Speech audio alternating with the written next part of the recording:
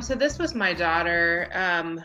I've used these materials with her before in preparing for her IEP meetings because she goes to her IEP meetings so that she's going in there knowing what she wants, what she doesn't want. We were both kind of having some challenges with feeling depressed and a lot of anxiety with the COVID-19 situation. So we use these materials to kind of think about what does it look like. This one is Olivia, my daughter, saying, what does it look like when she's happy? What does it look like when she's unhappy? Just to kind of get an idea of, what am I feeling like? So when she's happy, she wants to go outside, she laughs, she wants to spend time with others.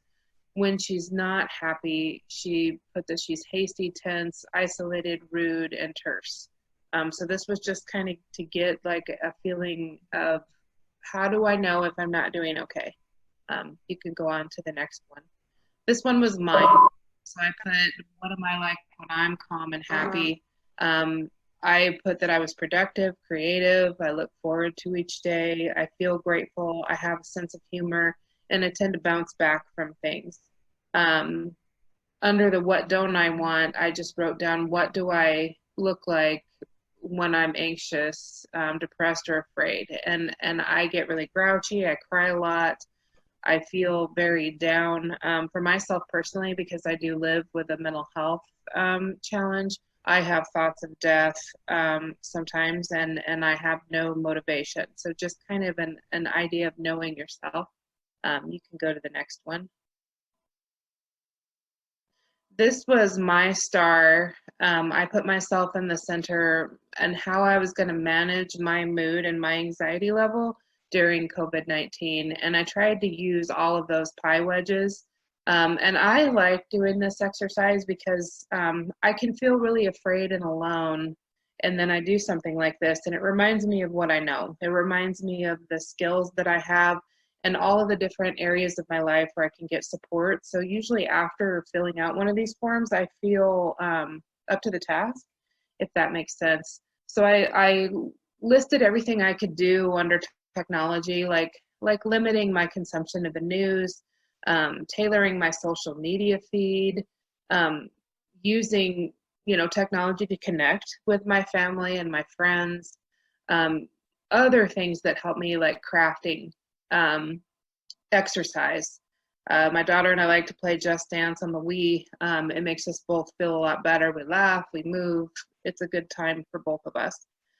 I listed all my personal strengths and assets, relationships that I have with my daughter and with my extended family, and the other supports that I have. And again, I found it very helpful. I don't know, do I have one more or is this the end?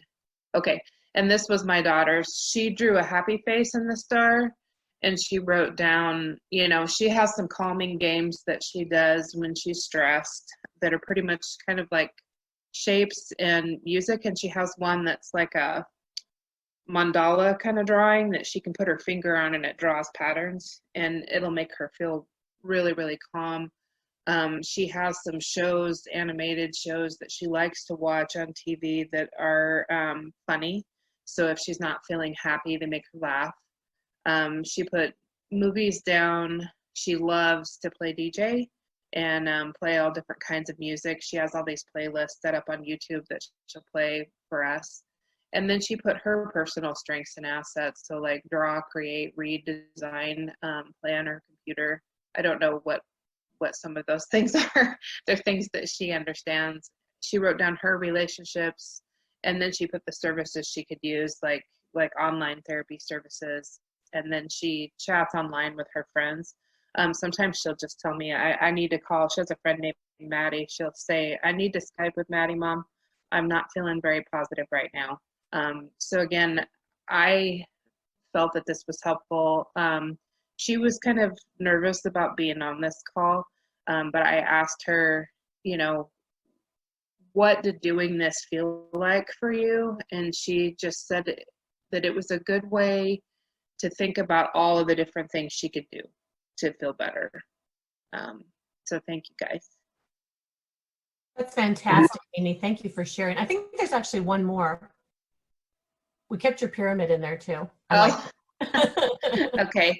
This was something that I learned from Whole Health Action Management, which is called, or wait, no, this is WRAP, which is a Wellness Recovery Action Planning. And I used to do this when I worked in a mental health center with some of the groups that I did.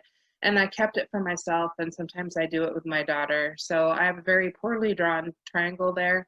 But the idea behind it is that you draw a triangle and you take a few minutes to just kind of ground yourself and feel your emotions. And then the idea is that you go up that pyramid, and while you're feeling that emotion and coloring it in, you feel it completely.